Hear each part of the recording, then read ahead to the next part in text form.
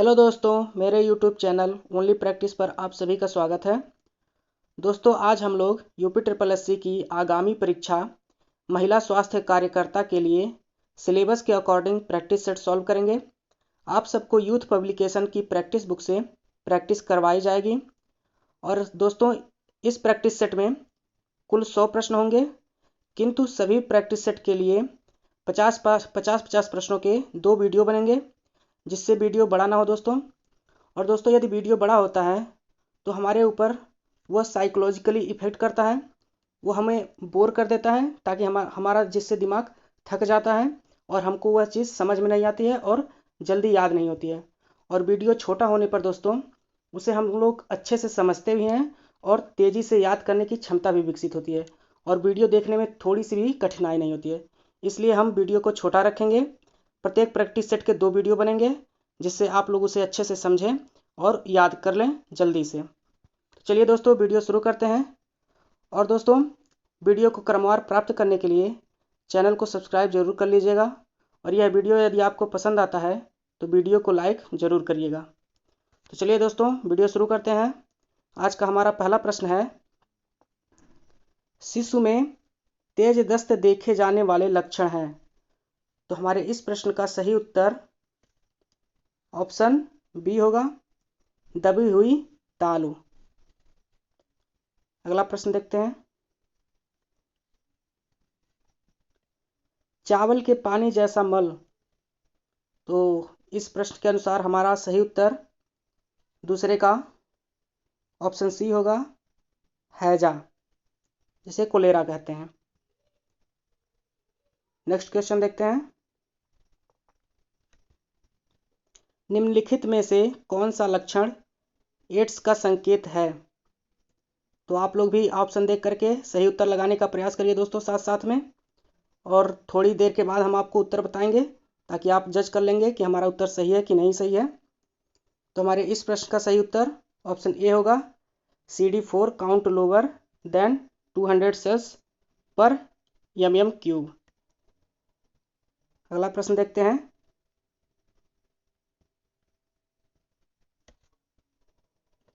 निम्नलिखित में से कौन सा खाद्य पदार्थ है जो गुर्दे की विफलता में प्रतिबंधित है। तो ऑप्शन देख लीजिए दोस्तों। Option A protein, carbohydrates, fats यानी वसा, विटामिन्स। तो इस प्रश्न के अनुसार हमारा सही उत्तर ऑप्शन ए होगा, प्रोटीन। अगला प्रश्न देखते हैं, सबसे प्रचलित एवं उपयोगी विसंक्रमण की विधि है। तो हमारे इस प्रश्न का सही उत्तर ऑप्शन ए होगा, बॉयलिंग, उबालना। दोस्तों, हम जब किसी चीज़ को उबालते हैं तो वह संक्रमण मुक्त हो जाता है, इसलिए यहाँ लिखा है सबसे प्रचलित एवं उपयोगी विसंक्रमण की विधि है। तो उबाल करके ही हम लोग बैक्टीरिया फ्री करते हैं। अगला प्रश्न देखते हैं, प्रसूतावस्था के दौरान यौन स्राव को क्या कहा जाता है। तो हमारे इस प्रश्न का सही उत्तर ऑप्शन सी होगा, लॉचिया। अगला प्रश्न देख लेते हैं,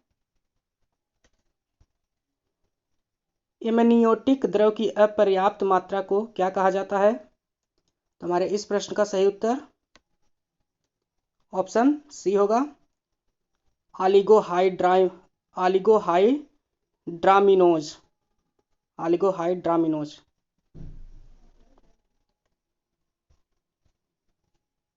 अगला प्रश्न देखते हैं दोस्तों, इम्यूनोसप्रेसिव औषधियों के मुख्य साइड इफेक्ट्स में निम्नलिखित में से किसके अतिरिक्त सभी सम्मिलित हैं।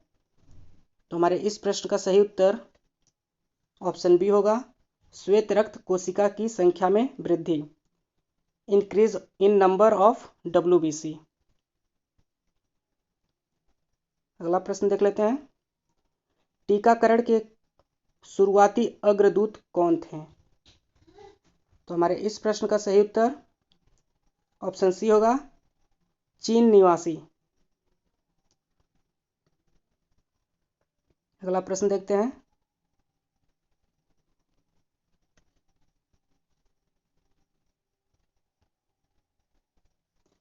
HIV संक्रमण में विंडो पीरियड ऐसे समय कहा जाता है जिसमें HIV संक्रमित व्यक्ति, तो ऑप्शन देख लीजिए दोस्तों और सही उत्तर लगाइएगा और कमेंट भी करते चलिएगा दोस्तों साथ में। तो हमारे इस प्रश्न का सही उत्तर ऑप्शन सी होगा, एंटीबॉडी के लिए नकारात्मक होता है, negative for the antibody.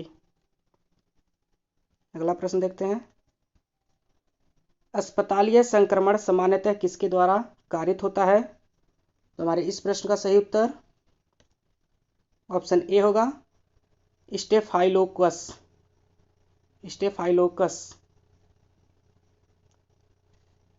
Staphylococcus, sorry दोस्तों, थोड़ा सा इसका प्रोनाउंसिएशन डिफिकल्ट होता है।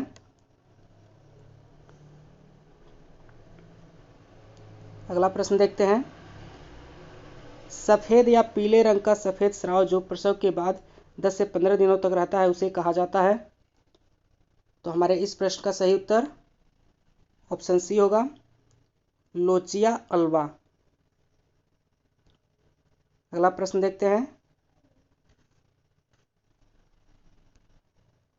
डायफ्राम या डच कैप का उपयोग करने के परिवार नियोजन उपाय को निम्न कहा जाता है?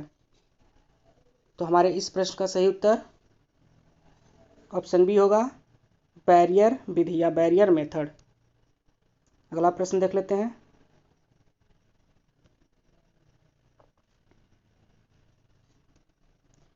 डिप्थीरिया के वाहकों के उपचार के लिए उपयोग की जाने वाली सबसे प्रभावी दवा है?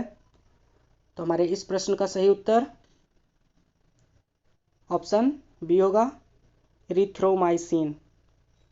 रिथ्रोमाइसिन है जो डिप्थीरिया के वाहकों के उपचार के लिए प्रयोग की जाती है दोस्तों। अगला प्रश्न देख लेते हैं,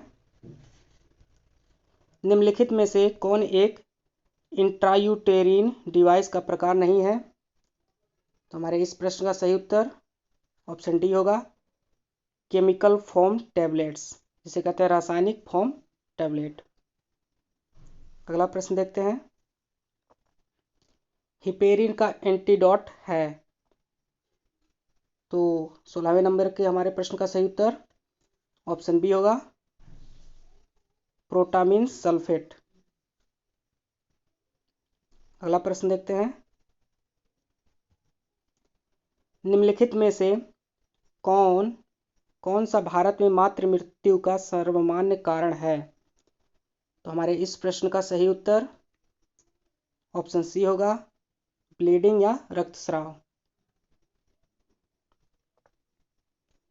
अगला प्रश्न देख लेते हैं, प्रसव के दौरान गर्भाशय ग्रीवा के पतले एवं छोटे होने की प्रक्रिया कहलाती है? तो हमारे इस प्रश्न का सही उत्तर ऑप्शन सी होगा, इफेसमेंट कहलाता है दोस्तों। अगला प्रश्न देखते हैं, प्राथमिक एपनिया नवजात शिशु में अंतिम कितने सेकंड तक रहता है? तो हमारे इस प्रश्न का सही उत्तर ऑप्शन डी होगा, 20 सेकंड। अगला प्रश्न देख लेते हैं, नवजात शिशुओं में क्रियात्मक पीलिया कब होता है? तो हमारे इस प्रश्न का सही उत्तर ऑप्शन सी होगा, 1 सेकंड डे, यानी जन्म के दूसरे दिन तक। अगला प्रश्न देख लेते हैं, निम्नलिखित में से कौन सी तपेदिक के लिए दूसरी पंक्ति की दवा है? तो हमारे इस प्रश्न का ऑप्शन देख लेते हैं,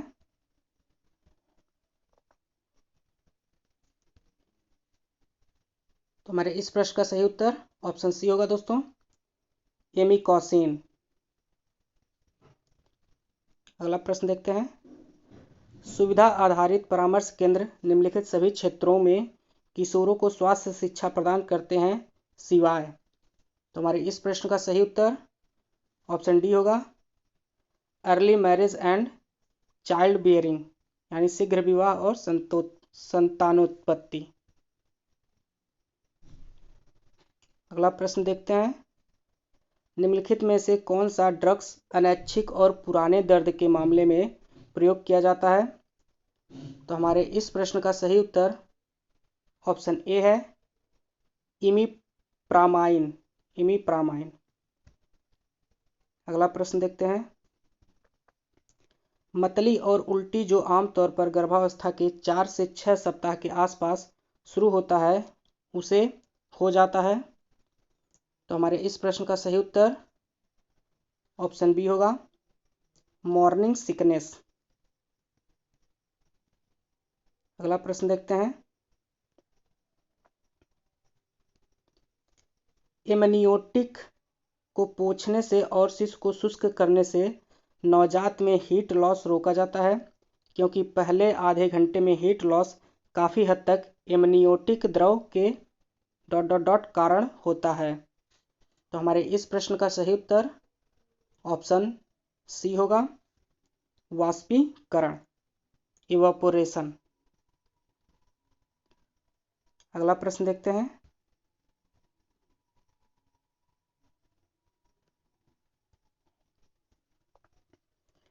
वह प्रक्रिया जिससे गर्भाशय ग्रीवा के पेशी तंतुओं को ऊपर की ओर खींचा जाता है और निचले गर्भाशय खंड के तंतुओं के साथ मिलाया जाता है उसे कहा जाता है।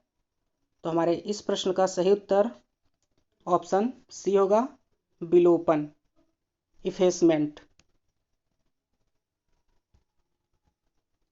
अगला प्रश्न देखते हैं दोस्तों।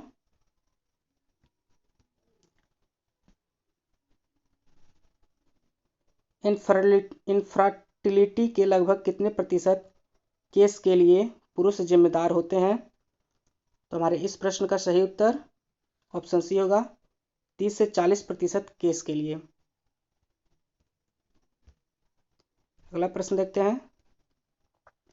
भारत में पल्स पोलियो प्रतिरक्षण कार्यक्रम किस वर्ष शुरू किया गया था? तो हमारे इस प्रश्न का सही उत्तर ऑप्शन सी होगा, वर्ष 1995। अगला प्रश्न देखते हैं दोस्तों। निम्नलिखित टीकाकरण राष्ट्रीय टीकाकरण कार्यक्रम में शामिल है। तो हमारे इस प्रश्न का सही उत्तर ऑप्शन ए होगा, विटामिन ए। अगला प्रश्न देखते हैं। Order of hand washing is, यानी हाथ धोने का क्रम है। तो इस प्रश्न का हमारा सही उत्तर ऑप्शन ए होगा दोस्तों, हथेली, हाथ के पीछे, फिर कलाई। अगला प्रश्न देखते हैं। मनोविश्लेषण के जनक कौन है? तो हमारे इस प्रश्न का सही उत्तर ऑप्शन ये होगा दोस्तों, सिगमंड फ्रायड। मनोविश्लेषणवाद के जनक सिगमंड फ्रायड को कहा जाता है दोस्तों। अगला प्रश्न देख लेते हैं। गैस्ट्रिक ग्रंथि की मुख्य कोशिका क्या स्रावित करती है? तो हमारे इस प्रश्न का सही उत्तर ऑप्शन बी होगा, पेप्सिनोजेन। अगला प्रश्न देखते हैं। एक वयस्क मानव शरीर में कितने लीटर रक्त मौजूद होता है?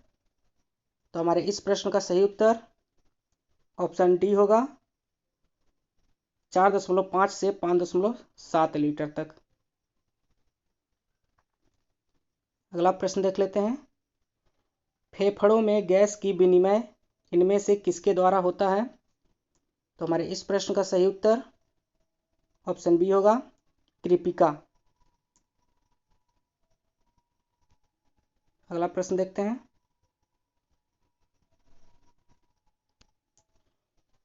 रक्त से नेफ्रॉन में पदार्थों का सक्रिय परिचालन कहलाता है।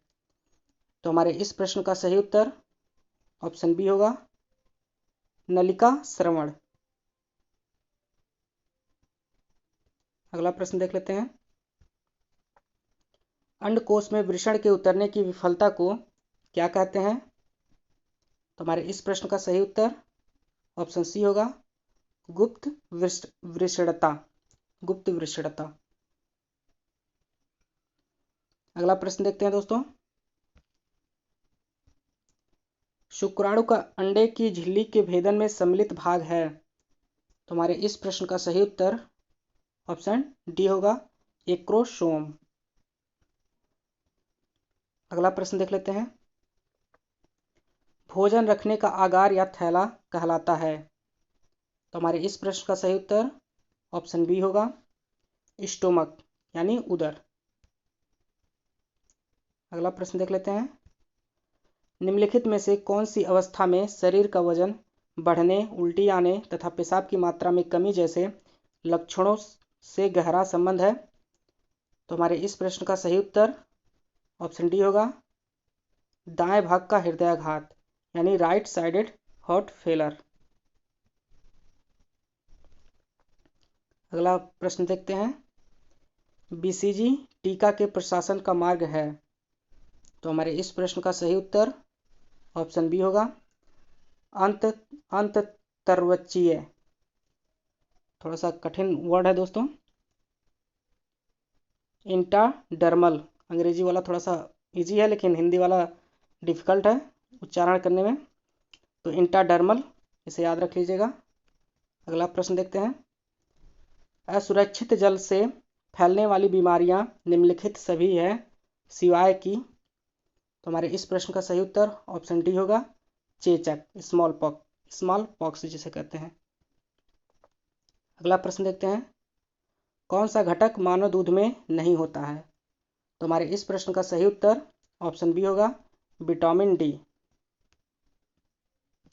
नेक्स्ट प्रश्न देखते हैं, संवेदनाओं के लिए जिम्मेदार तंत्र को कहा जाता है? सॉरी दोस्तों, शरीर की सभी संवेदनाओं के लिए जिम्मेदार तंत्र को कहा जाता है? तो हमारे इस प्रश्न का सही उत्तर ऑप्शन सी होगा, नर्वस सिस्टम या तंत्रिका तंत्र। अगला प्रश्न देखते हैं, निम्न में से एक को छोड़कर सभी हड्डियां हाथ में पाई जाती हैं? तो हमारे इस प्रश्न का सही उत्तर ऑप्शन सी होगा, कैल्केनियम।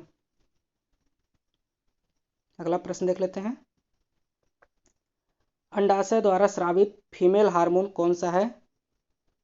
तो हमारे इस प्रश्न का सही उत्तर ऑप्शन ए होगा, एस्ट्रोजन। अगला प्रश्न देखते हैं,